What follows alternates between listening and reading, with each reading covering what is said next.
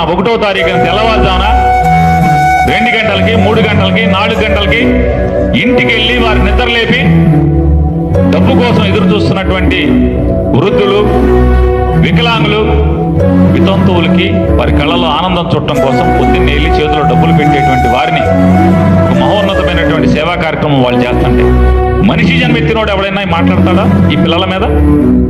2,50,000 మంది నిస్వార్థంగా ప్రజాసేవ చేస్తున్నటువంటి నీలాంటి చంద్రబాబు నాయుడు గారు లాంటి మనలాంటి ఎంతో మంది రాజకీయ నాయకుల కంటే మిన్నగా గొప్పగా సేవ చేస్తున్నటువంటి పిల్లల గురించి నీచంగా మాట్లాడటం పవన్ కళ్యాణ్ ఇదేనా నైతిక విలువలు ఉన్నాయా మీకు? ఏం కాదేది మీ జీవితానికి మీ జన్మకి ఒక మాయన మచ్చ కాదా?